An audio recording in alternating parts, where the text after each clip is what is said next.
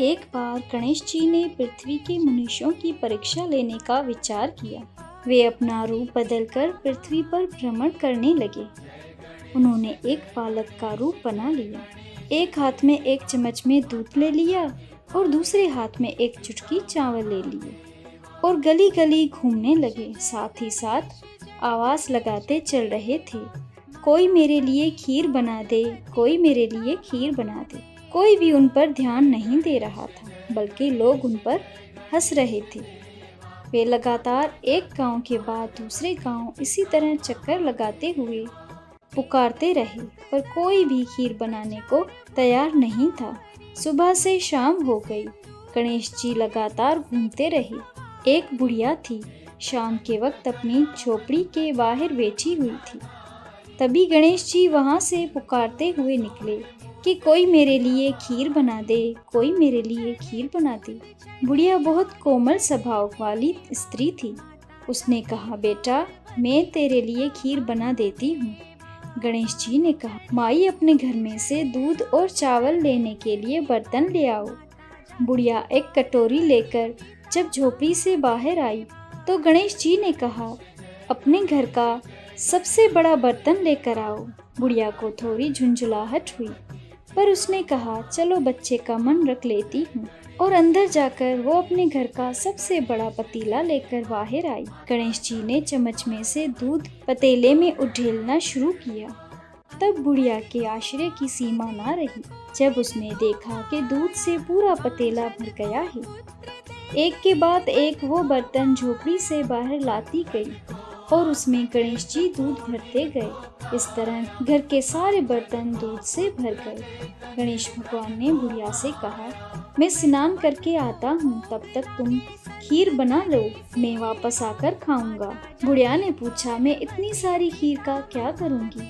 इस पर गणपति जी बोले, सारे गांव को दावत दे दो। बुढ़िया ने बड़े प्यार से मन लगाकर खीर बनाई।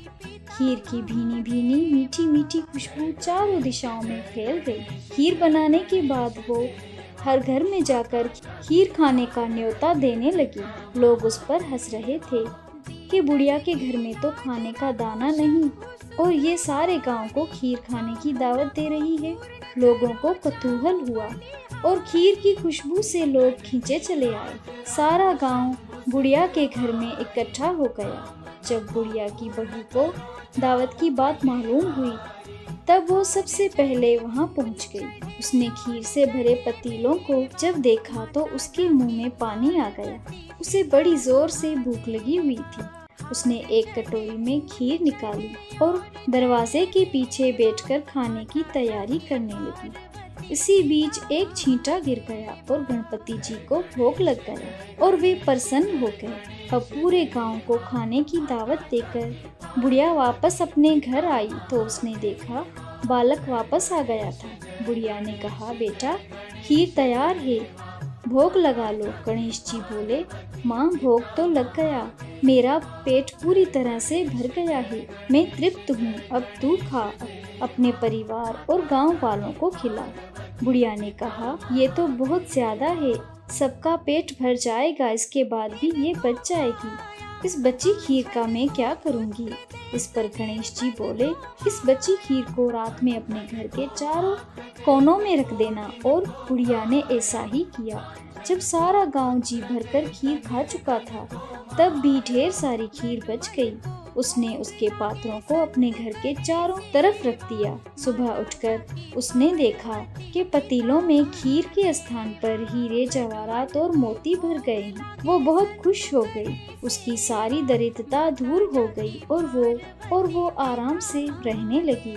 उसने गणपति जी का एक भव्य मंदिर बनाया और साथ में एक बड़ा सा तालाब भी खुदवाया। इस तरह उसका नाम दूर दूर तक प्रसिद्ध हो गया।